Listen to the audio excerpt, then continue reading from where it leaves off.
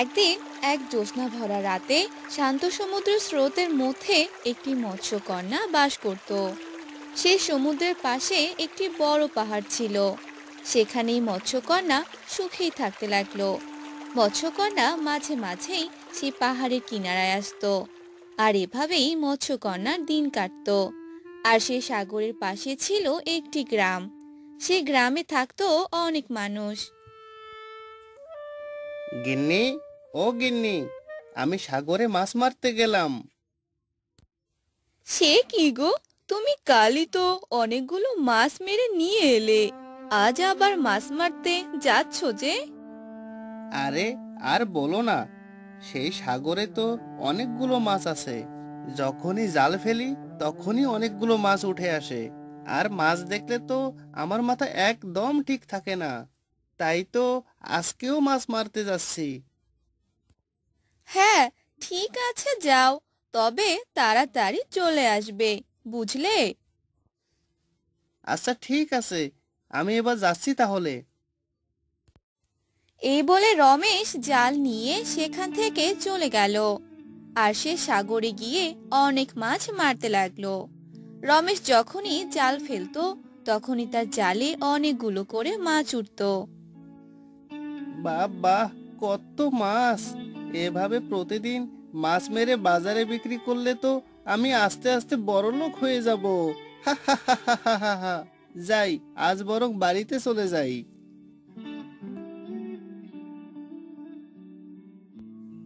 এরপর রমেশ সেই মাছগুলো নিয়ে সেখান থেকে বাজারে চলে গেল। আর সেই মাছগুলো সব বিক্রি করে দিল, আর অনেকগুলো টাকা পেল। সেই টাকা নিয়ে রমেশ বাসায় চলে এলো। তখন রমেশ তার বউকে ডাকতে লাগলো। গিন্নি, ও গিন্নি, দেখে যাও দেখে যাও।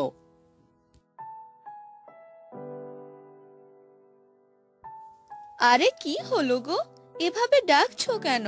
তোমাকে আজ এত খুশি খুশি লাগছে মনে হয়, কি হয়েছে বলো তো? আরে গিন্নি, আজ তো আমার অনেক লাভ হয়েছে। আজ যে মাছ বিক্রি করে অনেকগুলো টাকা পেয়েছি। তাই নাকি গো? সত্যি বলছো তুমি? দাও দাও, টাকাগুলো আমাকে দাও, আমার কাছে রেখে দেই। এই নাও, টাকাগুলো ভালোভাবে রেখে দাও। এরপর রমেশের বউ সেই টাকাগুলো নিয়ে ঘরে চলে গেল। এভাবে রমেশের সুখে দিন কাটছিল। অন্যদিকে সেই সাগরে থাকা মৎস্যকন্যাটি বলতে লাগলো, আমাকে এই কিনারায় সব সময় আসতে হবে, কারণ এই পাহাড়ে যে আমার গুপ্তধন আছে, আর সেগুলো সব সময় দেখাশোনা করতে হবে। সেই গুপ্তধন যে সব আমার।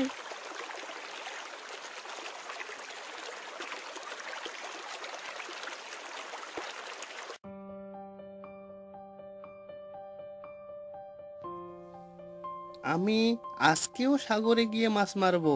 বৃষ্টির কারণে হয়তো আজকে অনেক বেশি মাছ পাওয়া যাবে। আজ তো অনেক বৃষ্টি পড়ছে, আর তুমি যে সেদিন মাছ বিক্রি করে টাকাগুলো পেয়েছো, তা দিয়েই তো আমাদের অনেক দিন চলে যাবে। না গো, আমি যে অনেক বড় লোক হয়ে যাব, আমার তো ভাবতেই অনেক খুশি লাগছে। যাই, তাড়াতাড়ি চলে যাই।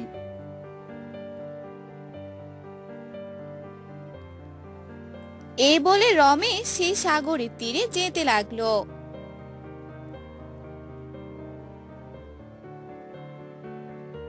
আর এবার অনেকগুলো মাছ মেরে বাসায় আসলো। এভাবে প্রতিদিন এত মাছ দেখে রমেশের অনেক লোভ জাগলো। এভাবেই কেটে গেল অনেক দিন। একদিন সাগরের তীরে একটি বৃদ্ধা বসে বসে কান্না করছিল। সেই কান্নার আওয়াজ মৎস্যকন্যা শুনতে পেল।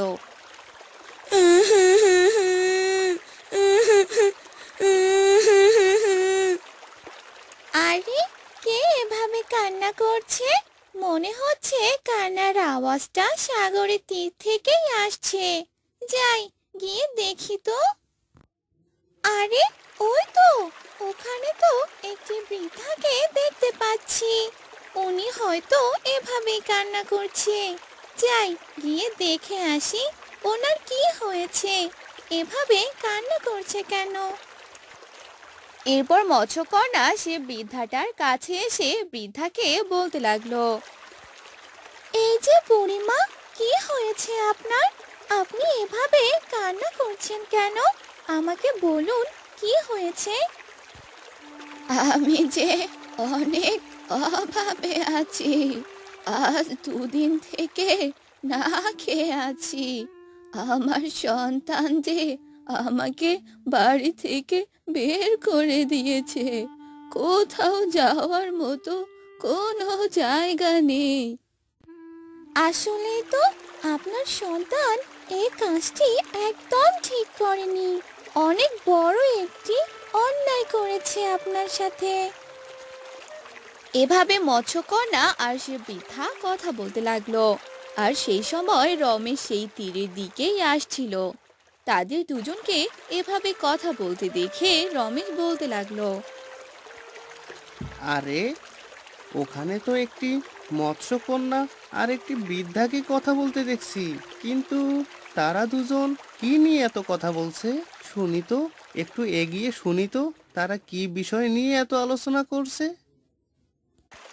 এরপর সে রমেশ সবগুলো ঘটনা দেখতে লাগলো। আপনি কোনো চিন্তা করবেন না বুড়িমা, আমি আপনাকে সাহায্য করব। এই বলে মৎস্যকন্যা সে পাহাড়ের দিকে গেল আর সেখান থেকে এক কলসি মোহর এনে বৃদ্ধাকে দিয়ে দিল। বৃদ্ধা সেই মোহরগুলো পেয়ে অনেক খুশি হয়ে গেল। আর এ সকল ঘটনা দুষ্ট রমেশ দেখে ফেললো। ও, তাহলে এই ব্যাপার। এই পাহাড়েই তাহলে মৎস্যকন্যার গুপ্তধন আছে। তাহলে তো আমাকে এই গুপ্তধনগুলো চুরি করতেই হয়। মৎস্যকন্যা আর ওই বুড়ি চলে গেলে আমি সেই গুপ্তধনগুলো চুরি করে নিয়ে আসবো।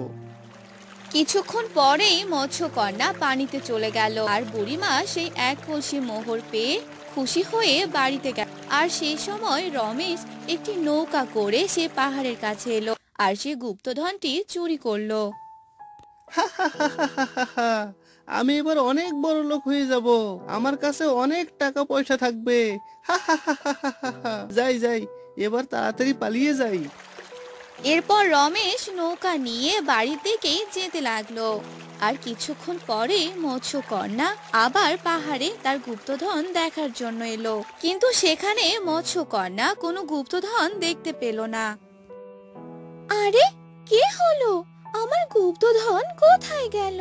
কে চুরি করলো আমার এই গুপ্তধন? যেই আমার গুপ্তধন চুরি করুক না কেন, সে কখনোই আমার গুপ্তধন নিয়ে যেতে পারবে না। আমি তাকে অভিশাপ দিলাম। মৎস্যকন্যার অভিশাপ গিয়ে রমেশের উপর পড়লো। রমেশ তখন সাগরের মাঝামাঝি পথে। তখনই সেই নৌকাটি অনেক নড়াচড়া করতে লাগলো। আরে আরে আরে আরে, এ কি এ কি এ কি হচ্ছে? নৌকাটি এত, আহ আহ আহ, আমি তো পড়ে যাব। আহ রমেশ নৌকা সহ পানিতে ডুবে গেল।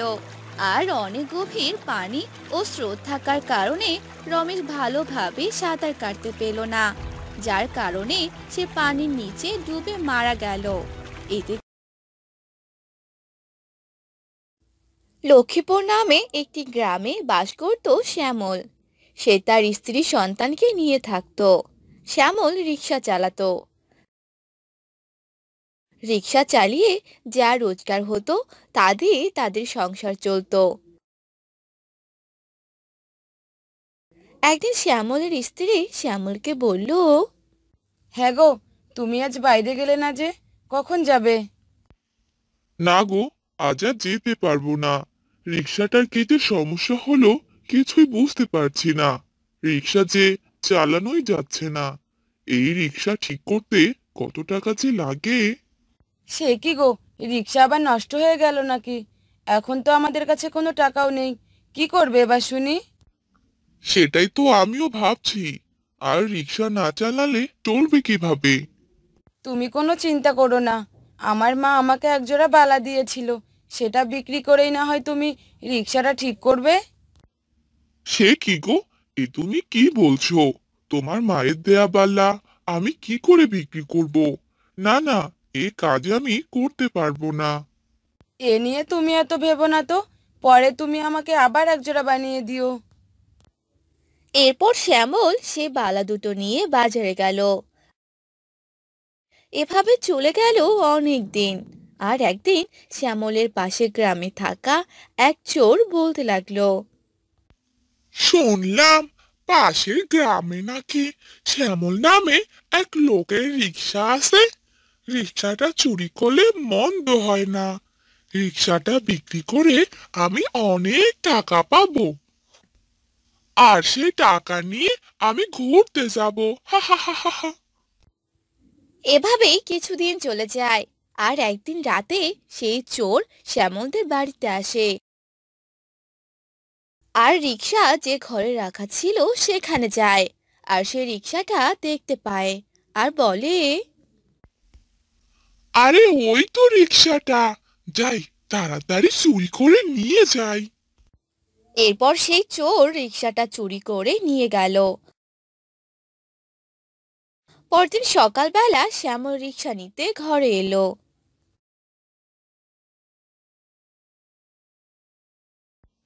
হায় হায়, এ কি সর্বনাশ! আমার রিক্সা কোথায়? কই গো, কোথায় গেলে?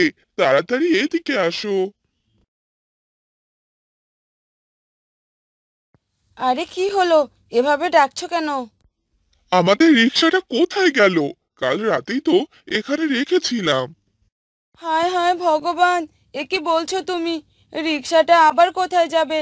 মনে হয় কেউ চুরি করে নিয়ে গেছে। এবার কি হবে আমাদের? তাই তো ভাবছি রে বউ, এবার কি হবে আমাদের? এবার আমাদের সংসারটা কিভাবে চলবে? এসব বলে তারা দুজনে কান্না করতে থাকে। তখনই সেখানে এক বৃদ্ধ চলে আসে। শ্যামল তার বউকে দেখে সে বৃদ্ধটি বলে, আরে কি হলো রে বাবা, তোরা এই সকালবেলা এভাবে কান্না কেন করছিস? কি হয়েছে তোদের? আর বলো না গো বাবা, আমাদের যে অনেক বড় সর্বনাশ হয়ে গেছে। আমাদের রিক্সা যে চুরি হয়ে গেছে। সে কি কথা রে, বাড়ি থেকে একটা রিক্সা চুরি হয়ে গেল, আর তোরা কেউ টেরও পেলি না? এবার কি হবে আমাদের? হায় ভগবান, এ তুমি কি করলে? এবার আমরা কিভাবে থাকবো? এভাবে কান্না করিস না রে মা, যা হবার তা তো হবেই।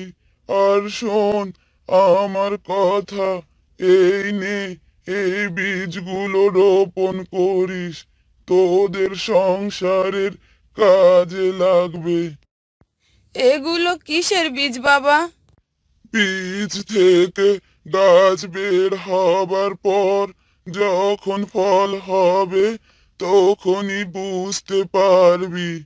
এবার আমি আসি। এসব বলে সে বৃদ্ধ সেখান থেকে চলে গেল।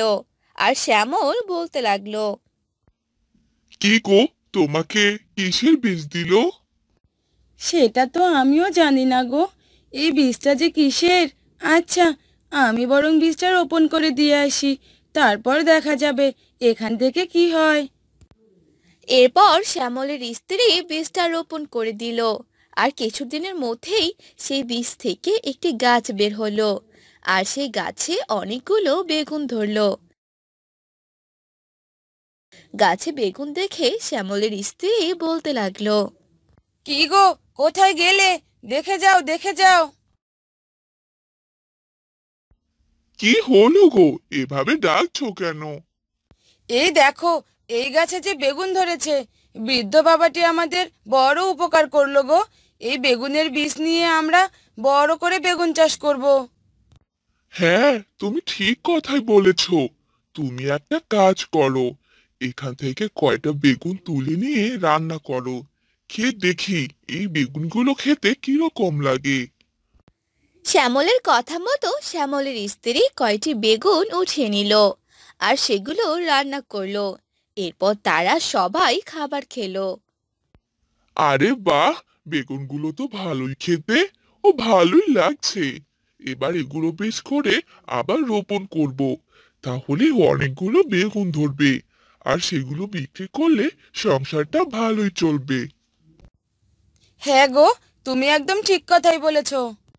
এভাবে অনেক দিন চলে গেল। তারা একটি জমিতে বেগুন চাষ করলো আর কয়েকদিনের মধ্যেই বেগুন ধরলো আর শ্যামল সেগুলো বাজারে বিক্রি করলো। এভাবে তাদের সংসার ভালোই চলছিল। ও, তাহলে এই ব্যাপার। বেগুন চাষ করে তাহলে ভালোই হচ্ছে। না, আমি থাকতে তারা এত সুখে থাকতে পারবে না। এবার আমাকে একটা ব্যবস্থা করতে হবে। এরপর সে মহিলাটি কিছু বিষ কিনে এনে বেগুনের গাছে ছিটিয়ে দিল, যার কারণে সবগুলো বেগুনের মধ্যে বিষের ক্রিয়া ছড়িয়ে পড়ল। হুম, এবার বুঝবে মজা। হা হা হা হা। হ্যাঁ গো, বেগুনগুলো তো বড় হয়েছে। এবার এই বেগুন তুমি বাজারে নিয়ে গিয়ে বিক্রি করো, আর কিছু চাল ডাল কিনে আনো। আচ্ছা আচ্ছা, ঠিক আছে, তাই করছি। এরপর শ্যামল বেগুনের গাছ থেকে বেগুন উঠিয়ে নিল আর সেগুলো বাজারে বিক্রি করলো। শ্যামলের কাছ থেকে অনেকেই বেগুন কিনলো। আর রাতে শ্যামল তার স্ত্রীকে বলল, হ্যাঁ গো, আজ কি রান্না করেছো? বেগুন দিয়ে মাছ রান্না করেছি। পরদিন সকালবেলা সে কি গো, আমার শরীরে এগুলো কি উঠেছে? পুরো শরীরে তো লাল লাল দাগ উঠে গেছে। সেটা তো আমারও উঠেছে। আমাদের সন্তানেরও পুরো শরীরে উঠেছে। এসব কি হলো, কিছুই যে বুঝতে পারছি না। তাদের কাছ থেকে যারা বেগুন কিনেছে ও খেয়েছে তাদের সবারই একই অবস্থা। সবাই শ্যামলের বাড়িতে আসে আর শ্যামলকে ডাকতে থাকে। আরে শ্যামল দাদা, কোথায় গেলে? কি হলো দাদা, ডাকছো কেন এভাবে? সে কি, তোমাদেরও তো একই অবস্থা, কিন্তু এসব তো বেগুনের জন্যই হয়েছে। কিন্তু দাদা, আমার তো মনে হয় এই বেগুনে কোনো বিষ প্রয়োগ করা হয়েছে। কিন্তু এ কাজ কে করলো? আমি তো সবসময় আপনাদের ভালো বেগুন দিতাম, কিন্তু এবার যে কি হলো কে জানে। আমার মনে হয় এ কাজ অন্য কেউ করেছে, যে আপনাদের ক্ষতি চায়। আরে দাদা, আমি সব জানি। আমার দোকান থেকে একজন বিষ এনেছিল, আর সেই বিষের ক্রিয়ার কারণে আমাদের সবার এই অবস্থা।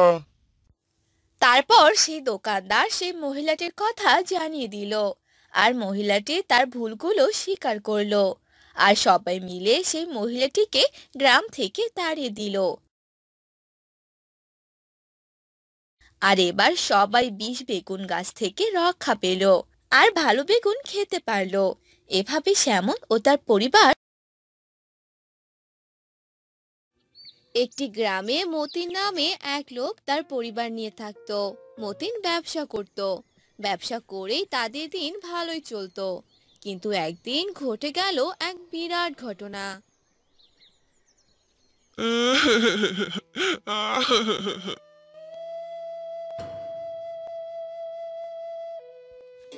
আরে কি হলো গো, তুমি এভাবে কান্না করছো কেন? সর্বনাশ হয়ে গেছে, বিরাট সর্বনাশ হয়ে গেছে। এখন আমার কি হবে? কি হয়েছে আগে সেটা তো বলো, না হলে বুঝবো কি করে। আমি আমার জমানো সব টাকা ব্যবসার কাছে লাগিয়েছিলাম। এখন কোনো টাকাই যে আর নেই। লসের কারণে এমনটা হয়েছে। ব্যবসায় যে লাল বাতি উঠে গেল। এখন আমি কি করব? তোমায় আমি হাজারবার নিষেধ করেছিলাম যে এতগুলো টাকা দিও না। দেখলে তো কি হলো এবার। আমার কথা তো তোমার গায়েই লাগে না। ব্যবসায় লস করে এখন বসে থাকো। মতিনের বউ রাগ করে সেখান থেকে চলে গেল আর মতিন গালে হাত দিয়ে বসে পড়ল। এভাবেই তাদের কিছুদিন চলে গেল। একদিন মতিনের বউ মতিনকে বলল, কি ব্যাপার, বাজার কি করতে হবে না? আমরা কি না খেয়ে থাকবো? ঘরে যে কোনো বাজার নেই। আমার কাছে তো কোনো টাকা নেই, কি দিয়ে বাজার করে আনবো? আমি এসব কিছুই শুনতে চাই না। তাড়াতাড়ি বাজার করে আনো, ছেলে মেয়েদের খিদে পেয়েছে। যাও তাড়াতাড়ি। এরপর মতিন বাসা থেকে বের হয়ে গেল আর মোড়লের কাছ থেকে কিছু টাকা নিল আর সেখান থেকে বাজার করে আনলো। এভাবেই কিছুদিন চলে গেল। একদিন মোড়ল মতিনের বাড়িতে এলো। মতিন, মতিন, কি রে, বাড়িতে আছিস? আরে, মোড়ল চাচা, আপনি? কি রে, তোর কাছে যে আমি টাকা পাই, টাকা কি দিবি না নাকি? হ্যাঁ, কতদিন তো হয়ে গেল। আমার কাছে যে এখন কোনো টাকা নেই চাচা, ব্যবসার কাজে অনেক লস হয়েছে, তাই হাতে কোনো টাকা নেই, কি যে করব? কি রে, তোর তো একটা জমি আছে, সেখানে চাষ করলেই তো পারিস, তাহলেই তো হয়। কি চাষ করব চাচা? আমি তো এসব বিষয়ে কিছুই জানি না, শুরু থেকেই তো ব্যবসার কাজই করে আসছি, তাই কিছু বুঝতে পারছি না চাচা। যে চাষ অনেক সহজ, যেটা তুই সহজেই করতে পারবি, সেটা কর। চেষ্টা না করলে চেষ্টা না করলে সফল হবি কি করে? আপনি ঠিক বলেছেন চাচা, চেষ্টা করতে হবে, তাহলে আমি আপনাকে কিছু দিনের মধ্যেই টাকা দিতে পারবো। এ কথা শুনে মোড়ল সেখান থেকে চলে গেল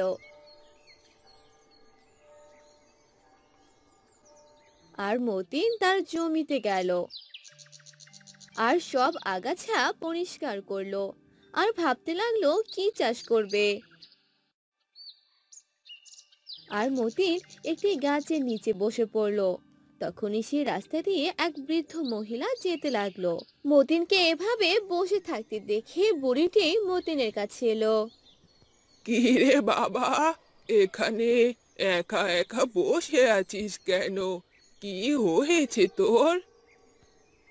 আর বলিও না বুড়িমা, আমি এই কৃষিকাজের কিছুই বুঝি না, কিন্তু সমস্যার কারণে আমাকে এ কাজ করতে হচ্ছে। আমি এখানে কি চাষ করব সেটাই ভাবছিলাম। ও, এই ব্যাপার।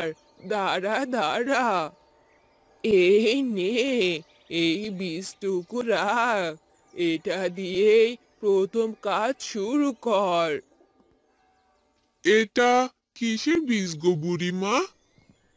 সেটা তো রোপণ করার পর যখন গাছ হবে তখনই বুঝতে পারবি। আমি বরং চলে যাই। তোমায় ধন্যবাদ গো বুড়িমা, আমাকে এই বীজগুলো দেওয়ার জন্য। এরপর সে বুড়ি সেখান থেকে চলে গেল।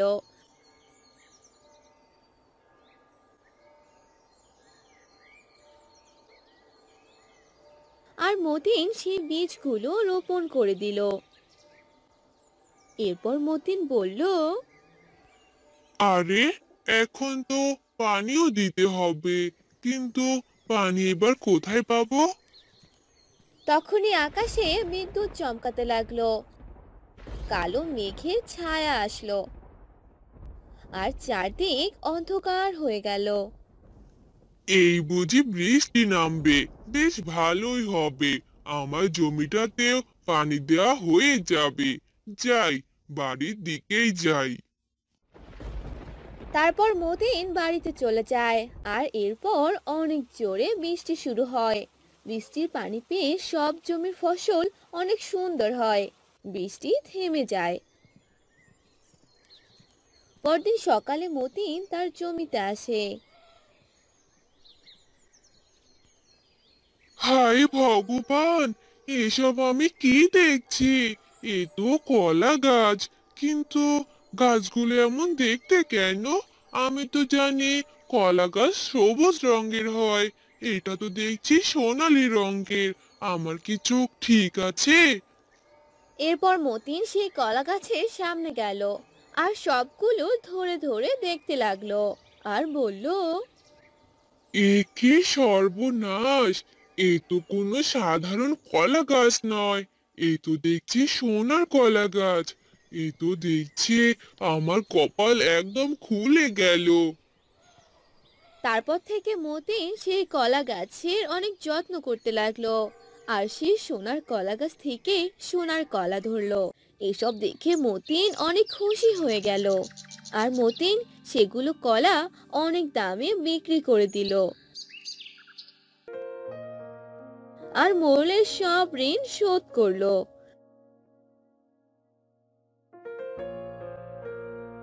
আস্তে আস্তে সে সোনার কলার মাধ্যমে মতিন ধনী হতে লাগলো। আর এসব দেখে মোড়ল ভাবতে লাগলো, এ কি করে সম্ভব? যার কাছে কদিন আগে কোনো টাকাই ছিল না, আর সে তো দেখছি আমার চেয়েও ধনী হয়ে যাচ্ছে। ব্যাপারটা কি? মোড়ল তার কর্মচারীকে খোঁজ নিতে পাঠায় আর কর্মচারী এসে মোড়লকে সোনার কলা গাছের ব্যাপারে সব কথা খুলে বলে। ও, তাহলে এই ব্যাপার! আমার বুদ্ধি শুনে জমিতে চাষাবাদ করে আজ আমার উপরে যাওয়া। এবার তো তোকে মজা দেখাবই। এক রাতে মোড়ল তার কর্মচারীকে সাথে নিয়ে মতিনের জমিতে যায় আর সেখানে থাকা সবগুলো গাছ কেটে ফেলার ফন্দি করে। মোড়লের কর্মচারী কাঁচি নিয়ে যখনই একটা গাছ কাটতে ধরে তখনই সেই গাছটি তাকে পেঁচিয়ে ধরে আর মোড়লের কর্মচারী চেঁচিয়ে ওঠে, বাঁচাও, বাঁচাও! মালিক আমাকে পেঁচিয়ে ধরেছে! আহ! ওরে বাবা! মালিক, বাঁচান গো, বাঁচান! আরে, কি হলো রে? এভাবে চেঁচাচ্ছিস কেন? কি হয়েছে? আমি তো অন্ধকারে কিছু দেখতেও পাচ্ছি না। দাঁড়া দাঁড়া, যাচ্ছি। মোড়লও সেখানে যায় আর সেই কলা গাছ মোড়লকেও পেঁচিয়ে ধরে। আরে আরে, এসব কি হলো রে? আমাকেও যে পেঁচিয়ে ধরলো! ওরে বাঁচা রে, বাঁচা! দম বন্ধ, দম বুঝি আটকে গেল। বাঁচা কেউ! নিজে তো বাঁচতে পারছি না, আর আপনাকে বাঁচাই কি করে? সেই কলা গাছ তাদের শক্ত করে পেঁচিয়ে ধরে, তারা কোনোভাবেই সেখান থেকে বের হতে পারে না। পরদিন সকালবেলা মতিন তার জমিতে আসে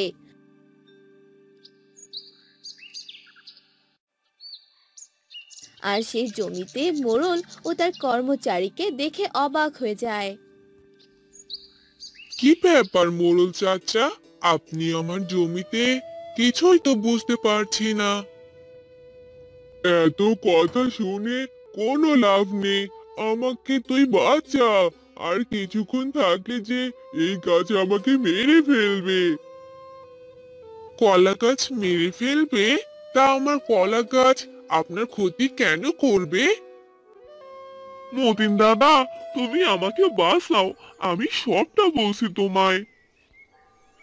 আগে বল দেখিনি কি হয়েছে। তারপর মোড়লের কর্মচারী মতিনকে সব কথা খুলে বলে। শেষে কি না আমার এত বড় ক্ষতি করতে চাইলেন আপনি? আপনি মোড়ল হয়েও গ্রামের মানুষের ক্ষতি চান? না না, এই গ্রামে আপনাকে আর রাখা যাবে না। না না বাবা, তুই এরকম কাজ করিস না। আমার যে অনেক বড় ভুল হয়েছে, আমি তার জন্য ক্ষমা চাচ্ছি। কিন্তু মতিন মোড়লের কোনো কথা শুনল না।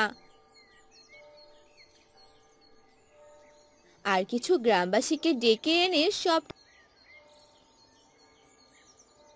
খুলে বলে। আর সবাই মোড়লকে গ্রাম থেকে তাড়িয়ে দেয়।